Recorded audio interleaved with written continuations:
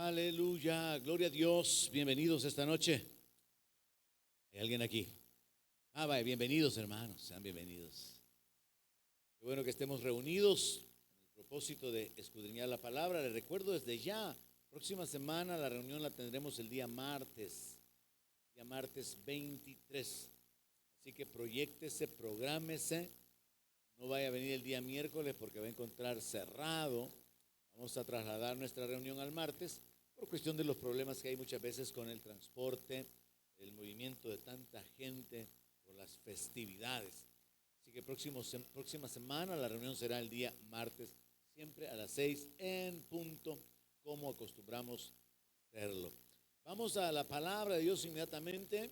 Vamos a ir al libro de Juan o Evangelio de Juan, capítulo 1, versículo 11. Vamos a hablar esta noche de nuestra posición como hijos de Dios, pero al mismo tiempo vamos a enfocarnos en esto que parece una contradicción, pues la Biblia también dice que vamos a ser adoptados hijos.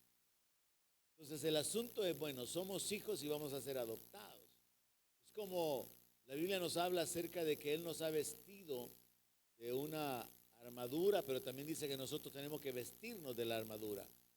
Entonces es necesario entender algunos principios de la palabra en los cuales a través de nuestra fe nosotros nos posicionamos, pero este punto en particular de la adopción es importante comprenderlo. Hay que comprender un poco la cultura judía para poder saber que los judíos adoptan a sus propios hijos. Nosotros adoptamos hijos o personas, hijos ajenos, para insertarlos en el seno de un hogar. Pero dentro de la cultura judía ellos adoptan, es decir, reconocen como hijos, cuando llegan a los 12 años, reconocen como hijos a sus propios hijos. Y esto entonces puede chocar con el entendimiento y convertirse en algo un poco complicado, pero en realidad no lo es. Así que vamos a Juan capítulo 1, verso 11, donde todos sabemos, probablemente un versículo que se utilizó para evangelizarlo a usted, para hacerle entender que hay una forma de comenzar una vida nueva. Y es a través de reconocer el señorío de Cristo, es a través de aceptar a Jesucristo en nuestro corazón, recibirlo, sometiéndonos bajo su autoridad, a través de la confesión de que nosotros creemos en su muerte, en su resurrección, en su reino y el reconocimiento de su señorío en nuestra vida. Dice la palabra, a los suyos vino, y se refiere a Israel, y los suyos no le recibieron, los judíos lo rechazaron. Mas a todos los que le recibieron, a los que creen en su nombre, les dio potestad de ser hechos hijos de Dios, los cuales no son engendrados de sangre, ni de voluntad de carne, ni de voluntad de varón, sino de Dios. Este texto nos enfoca en que hay un nacimiento natural, nuestra vida física, nuestra vida natural, causada por la voluntad humana, la voluntad de nuestros padres. Pero hay un nacimiento de una vida espiritual o hacia una vida espiritual, y en esa vida espiritual entra la voluntad de Dios y entra nuestra voluntad sometida al señorío de Cristo. Y por eso la palabra aquí nos habla acerca de los que le recibieron, los que creen en su nombre. A esto se les da la potestad, se les da la posición, se les da una condición muy especial, muy particular, donde somos reconocidos como hijos de Dios. La palabra de Dios también dice que a cuál de los ángeles dijo Dios jamás, mi hijo eres tú. Y entonces nosotros tenemos que comprender esta posición espiritual en la que nosotros estamos. Cuando nosotros examinamos la palabra en 2 Corintios 5:17, que dice que el que está en Cristo, nueva criatura es, ese texto es clave para comprender algo. Antes de que la iglesia fuera establecida, antes del nuevo pacto, antes de que la primera persona o los apóstoles nacieran de nuevo, en el antiguo pacto se podría hablar de que existían los humanos, los ángeles y la creación animal. O en otras palabras, la creación angelical, la creación humana y la creación animal. Pero cuando la palabra dice en 2 Corintios 5:17 que hay una nueva creación en Cristo Jesús, significa que hay una nueva raza, hay una nueva especie que no existía antes. Y esa nueva raza son los hijos de Dios. porque no existían antes hijos de Dios. Dios no llama así literalmente hijos a los ángeles. Y nadie en el Antiguo Testamento era llamado hijo en la posición y en la condición de la cual se revela en el Nuevo Testamento. Por eso en Juan dice que se nos dio la potestad, el poder de ser hechos hijos de Dios. Entonces tenemos que entender que nosotros como iglesia, si realmente nos enfocamos, nos ubicamos, nos posicionamos espiritualmente, somos parte de una nueva creación, una creación que no existió en el Antiguo Testamento. Somos hijos de Dios, porque hemos recibido de su Espíritu. Él por su Espíritu nos ha hecho renacer y somos hijos de Dios. Él nos ha hecho participantes de su naturaleza divina. A los ángeles Dios no los ha hecho participantes de su naturaleza. Y en el Antiguo Testamento ningún ser humano era participante de la naturaleza divina en la manera en que lo somos ya en el Nuevo Testamento. Por eso es que el Señor Jesús dijo que de entre los hombres no había nadie más grande que Juan el Bautista. Pero dijo que el más pequeño en el reino de los cielos era más grande que Juan. Porque nuestra condición, y yo creo que la iglesia no hemos comprendido esto, nuestra posición como hijo es una posición súper privilegiada. Somos hijos del Dios Todopoderoso. Somos hijos del Dios Altísimo. Y nosotros lo vemos como algo bien común. Y nos llamamos hermano. Dios le bendiga, hermano. Dios le bendiga, hermana. Y nos acostumbramos y lo vemos como algo tan simple, tan sencillo. Pero realmente es una posición súper privilegiada. Hasta el punto que la palabra de Dios habla de un gran evento que es la manifestación gloriosa de los hijos de Dios. Vamos a detenernos en ello un poquito, pero vamos poco a poco. Primera carta del apóstol Juan, capítulo 3, verso 1, dice así: miren, así como con énfasis, miren cuál amor nos ha dado el Padre para que seamos llamados hijos de Dios. Consideren de qué manera Dios nos ha amado. De qué manera Dios se ha manifestado amándonos para que seamos llamados hijos de Dios. Y por eso es que el mundo no nos conoce. No puede entender esto de que seamos hijos, porque tampoco lo conoció a Él. Amados, ahora somos hijos de Dios. ¿Cuántos son hijos de Dios? Ahora somos hijos de Dios. Ya somos hijos de Dios. ¿Por qué? Porque le recibimos. Le confesamos, nos sometimos a su señorío, porque creemos en su nombre, porque nuestro espíritu se unió al Espíritu de Dios y en ese día nosotros nacimos de nuevo. Entonces nosotros ya somos hijos de Dios. Pero mire la siguiente frase: y aún no se ha manifestado lo que hemos de ser. Bendito sea Dios, que todavía hace falta mucho por delante, hermano. Aún no se ha manifestado lo que hemos de ser, pero sabemos que cuando Él se manifieste, seremos semejantes a Él, porque le veremos tal como Él es. Este verso nos dice que ya somos hijos, pero también nos dice que no se ha manifestado la plenitud del propósito de Dios en nuestra vida. Y esto nos habla de la resurrección, de la glorificación del cuerpo, pero nos habla también de una posición privilegiada con relación a todo el resto de la creación. Bueno, hasta el punto que la palabra dice que no sabéis que habéis de juzgar a los ángeles. Se nos habla de una posición privilegiada como hijos de Dios. Y yo creo que, como repito, como iglesia no mucho hemos comprendido esa posición y pues más bien tenemos un concepto religioso. Más bien tenemos una idea de que sí, ciertamente somos perdonados, sí somos hijos de Dios, pero no hemos alcanzado a comprender realmente el privilegio que esto implica. Ahora aquí dice que cuando Él se manifieste, seremos semejantes a Él. Ahora, ¿cómo es Él? Él tiene un cuerpo glorificado. Y ese cuerpo glorificado, que es el cuerpo con el cual los discípulos, aún con sus ojos velados, lo pudieron ver, ese cuerpo glorificado con el cual Él ascendió posteriormente, después de haber dado mandamientos, después de haberse aparecido por más de 40 días a los apóstoles.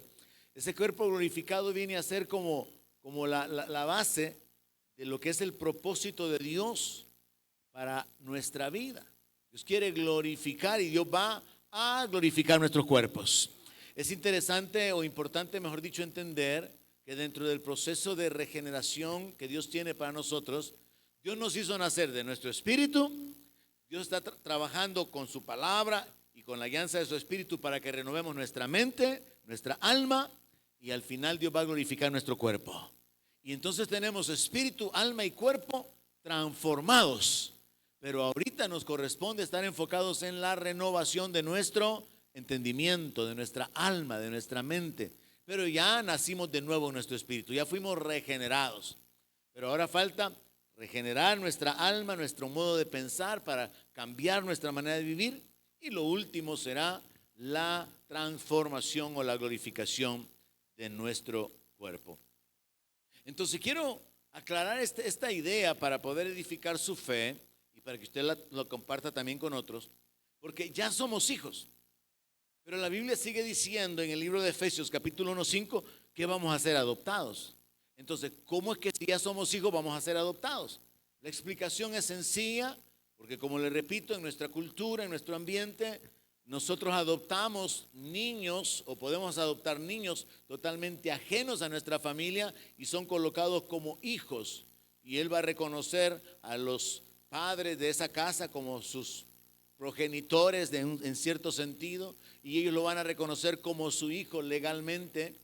Pero los judíos no hacen eso, sino que a la edad de 12 años ellos reconocen la mayoría de edad de sus hijos y eso se le llama la adopción.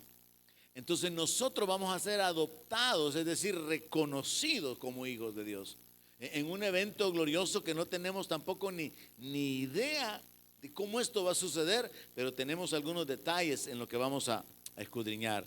Efesios capítulo 1, verso 5 dice: en amor, habiéndonos predestinado, la Reina Valera a veces hay que leerla al revés, habiéndonos predestinado en su amor para ser adoptados hijos suyos por medio de Jesucristo, según el puro afecto de su voluntad.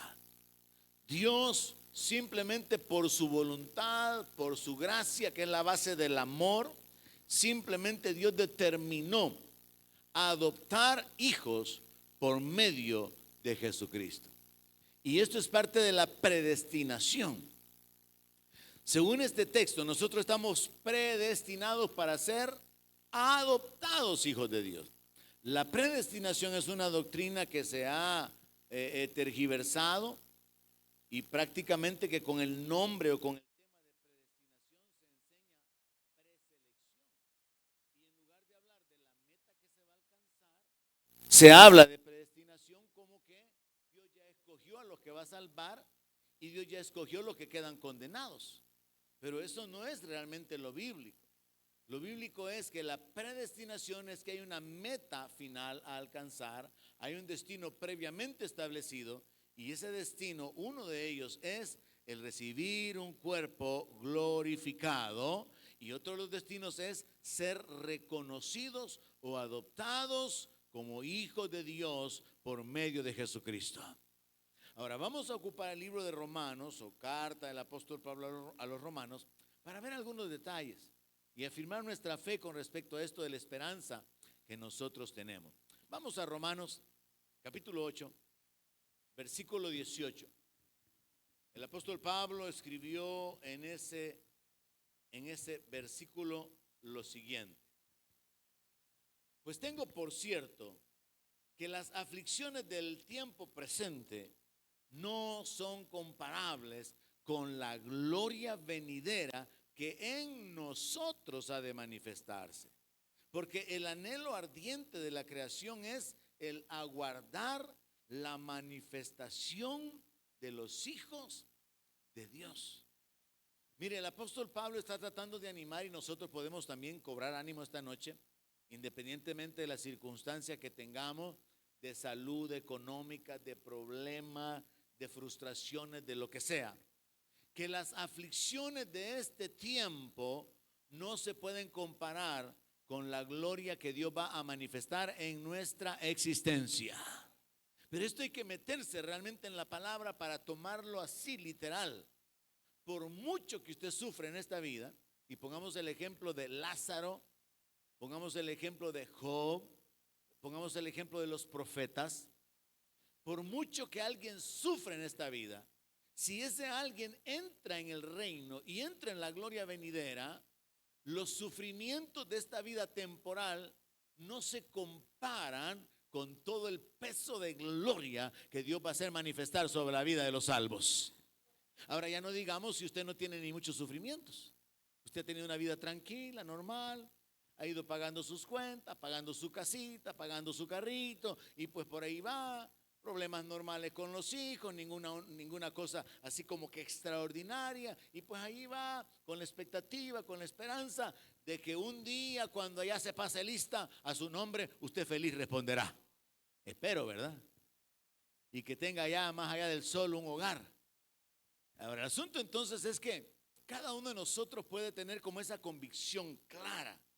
Por más que yo sufra en este mundo, por más sufrimiento que yo tenga que soportar en mi vida, eso comparado con la gloria que Dios va a manifestar en mi vida, no es nada.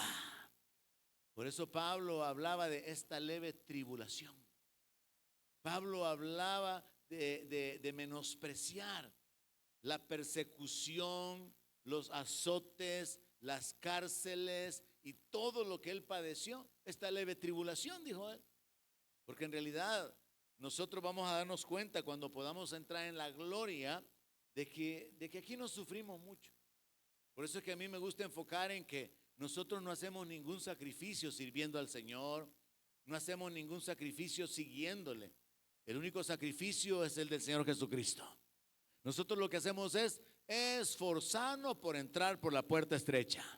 Y eso implica negarnos a muchas cosas, significa dejar algunos placeres que podíamos hacer el día domingo, ocuparnos de ciertas cosas personales por nuestra devoción, por ocuparnos de nuestra salvación. Pero sacrificio, realmente nosotros no realizamos sacrificio.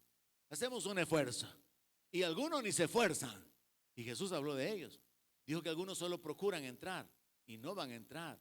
Porque el reino de Dios se toma únicamente por los violentos, con valentía, con ímpetu, con deseo, con lucha. Así que es importante que nos mentalicemos de esa manera. Cualquier creyente en cualquier parte del mundo que al final tuviera que morir por causa de su fe en Cristo, cuando él puede experimentar la gloria de Dios manifestada en la entrada en el reino, va a estar de acuerdo completamente en esta escritura. No se puede comparar la gloria que ahora tiene con lo que padeció en la tierra, en esta vida terrenal. Ahora, Pablo menciona en el verso 19 que el anhelo ardiente de la creación es aguardar la manifestación de los hijos de Dios. O sea, mis hermanos, que hay un evento llamado la manifestación de los hijos de Dios. Y esa manifestación de los hijos de Dios va a darse cuando el Señor regrese con su iglesia. Y la iglesia con cuerpos glorificados, los creyentes con cuerpos transformados. Dice la palabra que Dios traerá con Jesús a los que durmieron con él. Los muertos en Cristo van a resucitar primero antes en el arrebatamiento de la iglesia. Los vivos vamos a ser transformados si es que estamos vivos y vamos a subir para estar con el Señor durante el tiempo de la gran tribulación. Pero luego la manifestación gloriosa de los hijos de Dios es el retorno de Cristo con la iglesia, donde la iglesia viene con cuerpos glorificados. En el Antiguo Testamento los profetas como Eliseo vio cuando Elías fue arrebatado, vio un carro de fuego, vio caballos de fuego. Eliseo posteriormente vio ángeles rodeándole. En el Antiguo Testamento ellos pudieron ver la creación angelical, vieron la gloria de los ángeles. Pero ¿sabe qué es lo que hace falta que se manifieste? La gloria de los hijos de Dios. Ahorita todavía andamos aquí arrastrando los pies, hermano. Ahorita todavía andamos aquí que hasta los pies se nos queman de desgastada que están las suelas a veces. A veces todavía aquí estamos viviendo un tiempo donde nos desanimamos, nos frustramos, no queremos seguir adelante, entramos en etapas de vida donde hay llanto, frustración, sufrimiento, pero la gloria viene. La gloria de Dios viene. La manifestación de los hijos de Dios va a ser un evento glorioso, porque el Señor va a obrar en nuestras vidas, libertándonos de este cuerpo de muerte. Y eso es lo que vamos a examinar. En el verso 21, Pablo dice, porque también la creación misma será libertada. Oiga esto, también la creación misma será libertada de la esclavitud de corrupción. Yo no sé si usted se ha dado cuenta, lo más seguro es que sí, pero todo se pudre en este mundo. Todo se arruina. Usted no guarda comida una noche, al día siguiente ya tiene hongos. Usted sabe que todas las cosas tienen fecha de vencimiento. Todo se arruina, todo se deteriora, todo se descompone. Y aún nuestro cuerpo, ¿verdad? Después de muerto, a las 72 horas, una descomposición casi completa todo eso. ¿Por qué? Porque vivimos en un mundo lleno de corrupción, de corruptibilidad. Y Pablo aquí dice que la misma creación o también la creación va a ser libertada de la esclavitud de corrupción, porque todo está sujeto a corrupción después de la caída, después del pecado de Adán y de Eva. Dios trajo una maldición sobre la tierra, sobre prácticamente toda la creación, todo se trastornó. Dios no solamente trajo una maldición sobre Eva, aumentando el dolor de las preñeces, sobre Adán, haciendo lo que a partir de ahora iba a sembrar y iba a cosechar cardos y espinos e iba a poder disfrutar del alimento, pero con el sudor de su frente, sino que también toda la creación fue sujeta a esa esclavitud de la corrupción traída por el pecado de Adán y Eva. Leamos el texto de nuevo completo. Porque también la creación misma será libertada de la esclavitud de corrupción a la libertad gloriosa de los hijos de Dios. Mire, ahorita no tenemos libertad gloriosa. Ahorita incluso muchos creyentes ni libertad tienen, pues. Dice la palabra, si el Hijo libertare, seréis verdaderamente libres. Pero muchas veces nosotros como que nos movemos de nuestra posición de libertad y no tenemos libertad para adorar. No tenemos libertad para entrar al lugar santísimo. No tenemos libertad para pedirle a Dios. No tenemos libertad para poder tener comunión. Nos movemos como que nuestra posición espiritual la abandonamos por pecado, por vergüenza, por condenación, por falta de fe, por ignorancia de la palabra, etcétera. Nos movemos de nuestra posición. Pero bíblicamente ya somos libres si Cristo nos ha hecho libres. Libres de la condenación, libres del poder del pecado, libres del poder de la muerte, libres del poder del diablo. Somos libres. Pero todavía hace falta la libertad gloriosa. Otro nivel, hermano, de vida que ni siquiera podemos describir, sino que solamente con expectativa de que hay cosas que ojo no vio, que son las que Dios tiene reservadas para los que le aman. Tener esa expectativa de que es algo grande, algo que no podemos comprender y que incluye a toda la creación. Porque el verso dice que toda la creación va a ser libertada de la esclavitud de corrupción a la libertad gloriosa de los hijos de Dios. O sea, que así como Adán y Eva trajeron maldición sobre la tierra, entró la enfermedad, la miseria, la muerte, el pecado y tanta cosa sobre la tierra, la corrupción en todo sentido, en todos los elementos naturales, la manifestación de los hijos de Dios va a ser simultáneo con la liberación de la creación de la esclavitud, de la corrupción en la que está, para poder crear cielo nuevo y tierra nueva, un nuevo orden en la tierra. Mire, nunca se ha tratado de ir a pasar la eternidad en el cielo. El ir al cielo es temporal. No es correcto evangelizar a la gente preguntándole, y si usted se muere, ¿dónde va a pasar la eternidad? ¿En el cielo o en la tierra? Porque nadie la va a pasar en el cielo. Porque el reino de los cielos viene a la tierra y se ha acercado. Porque el rey vendrá a la tierra Y la iglesia viene a la tierra después de la gran tribulación con el Señor. El reino va a ser en la tierra. Entonces el reino de Dios viene a la tierra. Y la gloria de Dios va a manifestarse en la tierra. Y toda la creación va a experimentar esa libertad de la esclavitud de la corrupción. Y se va a manifestar la libertad gloriosa de los hijos de Dios. Parte de esa libertad gloriosa será que vamos a ser liberados de este cuerpo de muerte. Dice el apóstol Pablo en Romanos 7, verso 24, miserable de mí, ¿quién me librará de este cuerpo de muerte? Yo creo que quizás por ahí entre los 20 y los 40 años, quizás es como la etapa donde se disfruta más la vida en el sentido de la fortaleza, las habilidades, las facultades mentales, se han ido desarrollando poco a poco, pero por ahí 20, 30 es como que se está en el mejor tiempo y todavía llega como a los 40. Yo creo que cuando se llega a los 50, ¿cuántos ya llegaron y me lo confirman? Cuando se llega a los 50, como que comienza una decadencia así, en todo, más lentos para pensar, más lentos para reaccionar y hasta para decir amén. Más lentos para todo, para movilizarse, más lentos para tomar decisiones, todo se va ralentizando hasta que gradualmente se va perdiendo la movilización, las facultades, los procesos mentales, todo se va quedando en el pasado.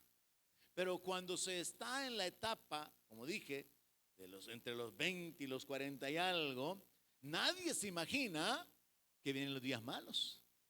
Por eso la Escritura dice, acuérdate de Jehová en los días de tu juventud, antes que vengan los días malos y digas, no tengo en ellos contentamiento. Nadie se imagina que un día le va a costar tanto caminar. Me da tristeza a mí ver las limitaciones físicas. Hoy caminando cerca de un supermercado vi a un anciano totalmente doblado, con la cabeza agachada, con sus bolsitas, mirando hacia el suelo. Y yo pensaba, Dios mío, ¿y este hombre cómo hace para saber para dónde va? Estaba como encorvado, no puede levantar su cabeza, no puede levantar su mirada para proyectarse. Tiene la movilización, tiene la facultad de la visualización, pero tiene su cerviz doblada, su cuello doblado y literalmente camina con sus bolsas mirando hacia la tierra, no puede mirar hacia adelante. Y así podemos hablar de miles de ejemplos de cómo las facultades humanas, las facultades físicas y mentales se van perdiendo. Y uno puede llegar a sentirse como me ha sucedido a mí cuando hablo con algunas personas mayores de edad que me dicen, es que yo quisiera morirme. O como dicen otros, yo le digo al Señor que me lleve de a 50 o de a 60, yo no quiero vivir más. ¿Por qué? Porque lo que no quieren es experimentar esa condición de dependencia de otros. Si alguien lo ha pensado, créame de que eso es algo común a los seres humanos. Pensar, yo no quiero ser carga para mis hijos, dicen, ¿verdad? Todos los que andan grandes así piensan, ¿verdad? Yo no quiero ser carga para mis nietos, yo no quiero que nadie me esté cuidando. Yo quiero que el Señor me lleve así fuerte. Porque todos visualizamos el hecho de que es una realidad, la pérdida de nuestras facultades. Entonces nosotros podemos entender que a través de la palabra de Dios se nos da una esperanza, esa esperanza de ser librados de este cuerpo de muerte. Tantas cosas que nos pueden doler, tantas cosas que nos pueden fallar, tantas enfermedades que podríamos tener, que al final nuestro cuerpo, que ha sido una bendición para vivir en este mundo material, también se convierte en una cárcel. Tengo por ahí una pariente de mi papá, una persona que fue criada casi como hermana de él. Mi papá ya tiene 89 años. Y esta persona, una mujer, fue criada casi como hermana de él. La mamá de mi papá la adoptó y fue criada como hermana. Eventualmente la visitamos con mi papá. Ella tiene años de estar en cama. Solo se sienta para poder tomarse la sopita, el pancito que le dan mojado y se vuelve a acostar. Está pero así, puro huesito, delgadita. Y yo pienso, hay gente que en su razonamiento llegan a una conclusión: la existencia es un martirio. Ya vivir como que ya no tiene sentido. Y sobre todo si no hay esperanza de la resurrección, si no hay esperanza de la vida eterna. Para mucha gente es un martirio vivir. Mucha gente vive deseando morirse. Sería bueno que cada uno de nosotros viviera deseando servir al Señor y alcanzar a otros para que conozcan de Cristo y alcancen la vida eterna, y que tengamos verdaderamente la esperanza de la redención de nuestro cuerpo. Pablo tenía esa esperanza. Él aborda en el capítulo 7 el conflicto del creyente luchando por resistir el pecado, y cómo al final, como parte de esa naturaleza humana caída, hay un dominio, y él termina haciendo lo malo que él no quiere, y lo bueno que él quiere hacer no lo hace. Y por eso él dice: miserable de mí, ¿quién me va a librar de este cuerpo de muerte? Y responde él mismo diciendo: gracias doy a Dios por Jesucristo, porque Jesucristo nos libra y nos librará de este cuerpo de muerte. Entonces estamos de acuerdo en que la existencia humana va en un proceso de desarrollo, como se nos enseñó en ciencias naturales, que todos los seres vivos nacen, crecen, se reproducen y mueren. Entonces nosotros tenemos que entender que hay una esperanza de gloria, y es Cristo en nosotros. Cristo es la esperanza de gloria, la esperanza de la redención. Y por eso Pablo en el verso 22 continuó diciendo: porque sabemos que toda la creación gime a una, y a una está con dolores de parto hasta ahora. Y no solo ella, sino que también nosotros mismos, que tenemos las primicias del Espíritu, nosotros también gemimos dentro de nosotros mismos, esperando la adopción. Oiga esto, tenemos que vivir esperando la adopción, esperando la redención de nuestro cuerpo. Pablo menciona que toda la creación fue sujetada en esa esclavitud de la corrupción, y que toda la creación va a ser libertada. Pablo menciona en un sentido simbólico o figurado que la creación misma, el mundo, la tierra, el sistema, está como con dolores de parto, está como padeciendo, porque está a punto de dar a luz la manifestación de los hijos. Viene un nuevo mundo, un nuevo orden, donde el príncipe de paz gobernará sobre la tierra. Y entonces Pablo se enfoca en los que tenemos las primicias del Espíritu. Pablo se enfoca en la iglesia y dice que los que tenemos las primicias del Espíritu también gemimos dentro de nosotros mismos. Yo no sé si a usted le ha pasado, esperaría que sí, por lo menos una vez en toda su vida como cristiano, que usted no se ha sentido bien en el mundo, que usted haya llegado a decir: es que yo no me siento bien en este mundo, es que este mundo no es mi hogar. El ambiente, la corrupción, la maldad, la degeneración, esto no es para mí, yo no me siento bien en este mundo. Y que haya un anhelo en su interior por la manifestación de la gloria de Dios, que haya un anhelo, así como dice Apocalipsis: ven ya, Señor, ven ya. Y que haya un anhelo por la manifestación del Señor Jesucristo viniendo a levantar la iglesia. Cada uno de nosotros tiene que tener dentro de nosotros de alguna manera esa experiencia de gemir, de anhelar, de esperar la adopción, de esperar la redención de nuestro cuerpo. Una de las cosas que yo concluyo en mis últimos años, particularmente a través de la conexión con las redes, es: la gente es mala. La gente es mala. Hay tanta maldad en el mundo, y a veces hay tanta maldad dentro de los mismos creyentes.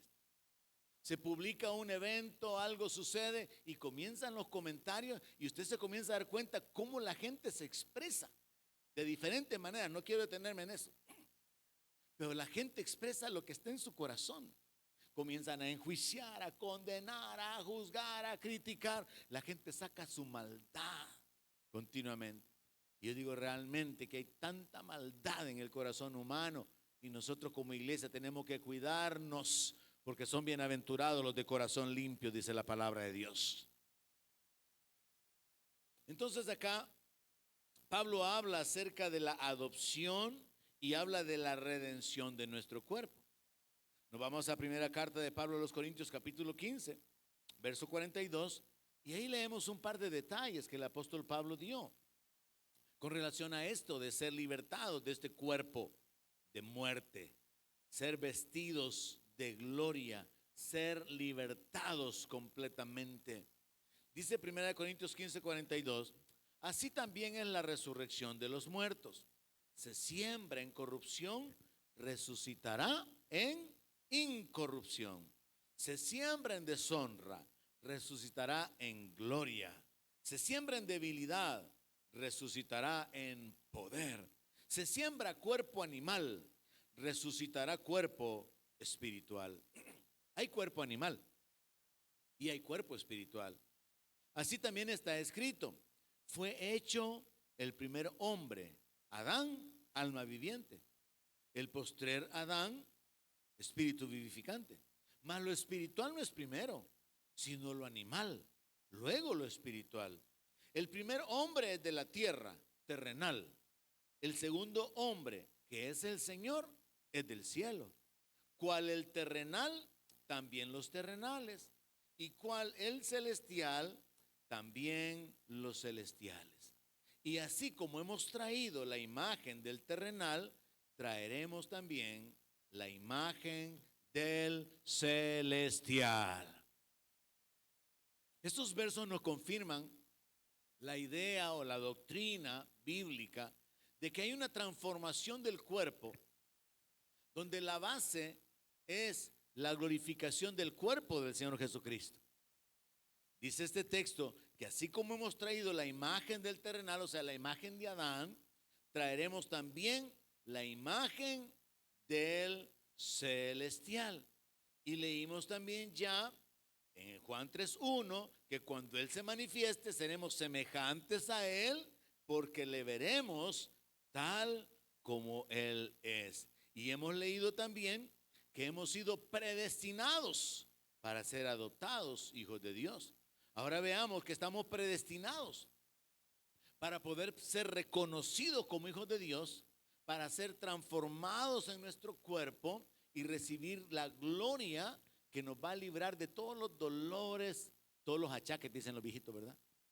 Va a librarnos de todas las dolencias y de todas las cosas que podemos padecer mientras estamos en este cuerpo. Y eso debe de animarnos. Saber, es temporal. No es bíblico que no hay mal que dure 100 años ni cuerpo que lo resista, pero es verdad. Es temporal todo sufrimiento que tenemos acá. Entonces, basémonos en lo que Juan dice en la primera carta, ya lo leímos, primera de Juan 3:2. Ahora somos hijos de Dios, pero no se ha manifestado lo que hemos de ser. Pero sabemos que cuando Él se manifieste, seremos semejantes a Él porque le veremos tal como Él es. Y esa doctrina también tiene sus luces allá en el Antiguo Testamento. No sé si fue Job o fue David quien dijo, estaré satisfecho cuando despierte a tu semejanza. Entonces tenemos que agregar este conocimiento, este entendimiento a nuestra fe, hermano. La comprensión de que la glorificación de nuestro cuerpo está basada en la glorificación del cuerpo del Señor Jesucristo. Y que la adopción como hijos consiste en el reconocimiento de que somos hijos de Dios, la entrada en la gloria y la participación de la gloria de Dios en nosotros, porque la gloria de Dios va a manifestarse en sus hijos. Y por eso Pablo dice que hay una manifestación de gloria que no se puede comparar con los padecimientos terrenales. Entonces agreguemos esto a nuestro entendimiento para que podamos compartirlo con otras personas. ¿Cuál es nuestra esperanza? La glorificación del cuerpo. Ser libertado, ser redimido de este cuerpo de muerte. Cuando usted encuentre personas, por ejemplo, padeciendo enfermedades, usted puede hablarles de sanidad, pero también puede hablarles de la redención del cuerpo, de la salvación, de que a través de Jesucristo pueden ser redimidos completamente de la muerte. Porque mire, la gente a veces está ocupada, está enfocada en la necesidad económica, en el problema del momento, en la enfermedad, en ser sanos, en pagar la cuenta para que haya una operación. Y la gente no se enfoca en la gloria, en la eternidad, en la salvación. ¿Me estoy dando a entender, iglesia? Entonces a la gente hay que retarla. Jesús puede sanarlos, pero Él quiere salvarlos. Jesús puede sacarlos de las deudas, de los conflictos, de la presión económica y de toda necesidad. Pero Él quiere que entren en la gloria y decir: vengan, benditos de mi Padre, entren al reino preparado para ustedes. Entonces a la gente hay que enseñarle que las necesidades temporales, los sufrimientos temporales en este mundo son llamadas de atención para que nos enfoquemos en la obra perfecta de Dios. Cuando usted sepa de alguien, un pariente, alguien por quien usted pueda orar que esté enfermo, háblele de la sanidad, pero háblele también de la redención del cuerpo, de la glorificación del cuerpo. Háblele de la esperanza de la vida eterna. Porque la gente puede recibir la sanidad, pero terminan siempre condenados. Pero qué bueno que las personas a través de una enfermedad pudieran llegar al conocimiento de aquel que puede darles vida eterna. Predicándoles o compartiéndoles estas escrituras, hay una esperanza de ser librados de este cuerpo mortal, de ser vestidos de incorruptibilidad, de ser vestidos de gloria, de ser vestidos de poder. Y comprendamos esto para finalizar esta noche. El plan de Dios de establecer hijos y de crear esa nueva raza, porque la palabra de Dios dice que nosotros somos real sacerdocio, pueblo adquirido por Dios. Somos una nación diferente, somos un pueblo diferente por causa de ser participantes de su naturaleza divina.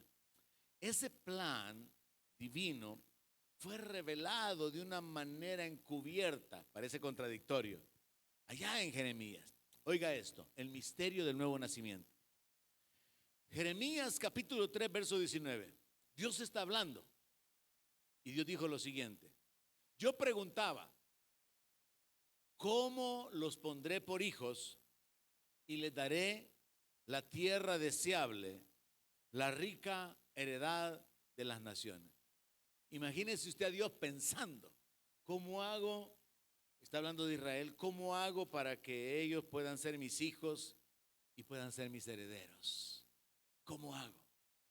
Y era un plan que en realidad Dios ya tenía, porque el plan de la restauración, de la regeneración, de la recreación, el nuevo pacto, un corazón nuevo, la mente escrita, las leyes escritas en la mente y en el corazón, un nuevo espíritu, todo eso fue anticipado en el Antiguo Testamento.